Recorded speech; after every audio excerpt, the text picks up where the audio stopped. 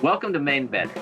I'm your host, Orion Bryn, and with me today is Michael Carpenter, who's running for re-election for Maine Senate District 2. Can you tell us a little bit about yourself and why you're running? Born and raised up here in the North Country, come from a small farm background, Holton High School, University of Maine, ROTC, off to, win the war in Vietnam. That didn't go so well. So I came home from that and got out of the service.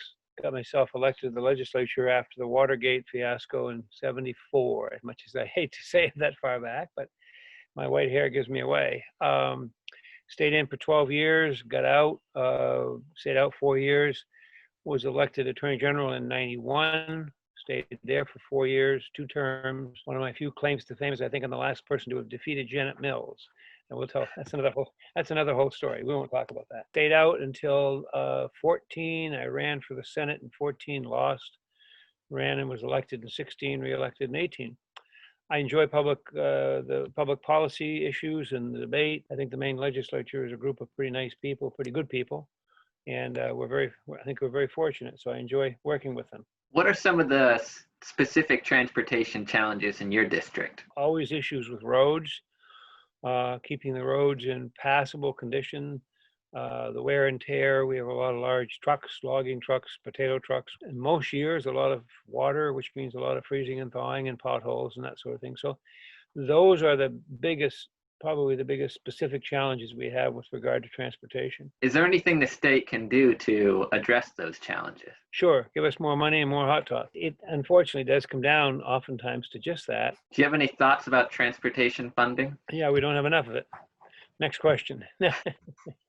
No, I mean, the reliance on the gas tax, I think we're coming to a realization that that's no longer, that's been the gold standard, that's been the only standard, basically. We have a collision between climate change, greenhouse gas emissions, fossil fuels, and the ability to fund our transportation infrastructure from the gas tax. So there are going to have to be creative ways to solve that problem. I'm willing to look at anything.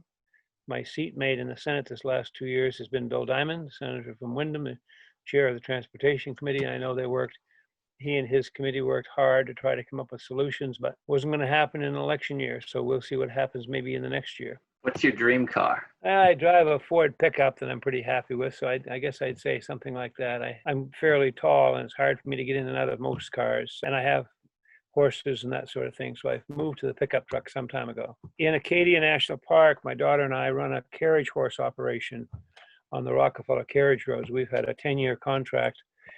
We're on the 12th year of a 10-year contract with the National Park Service. What's the best road trip you've ever taken? In the fall of the year, Route 11 from Patton to Fort Kent. There's a place in Winterville where you top a hill in the fall of the year. It is absolutely stunning. What is one of your favorite lesser-known spots in Maine? Somewhere in the woods of northern Maine, probably. Some woods camp back in someplace up around Eagle Lake, perhaps. Beautiful, beautiful country. How does your many years of experience help you in Augusta? Next to John Martin, I may have served with more legislators over the last 30 years than anybody in the state of Maine. Maine's very fortunate. We send some awfully good people to Augusta, Republicans, Democrats, old, young, rich, poor, conservative, liberal.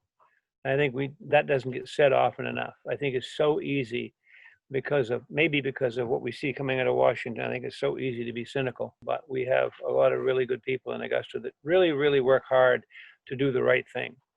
And it may not be my version of the right thing, and maybe somebody that I hardly ever vote with, but that doesn't mean I don't think they're good people. Can you tell me about the importance of service? You served in Vietnam, you served in the state legislature, you served as Attorney General.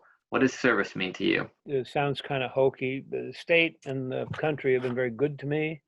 I went off. I at one point intended to make a career in the military, and I mentioned ROTC. I went through the ROTC program at the University of Maine.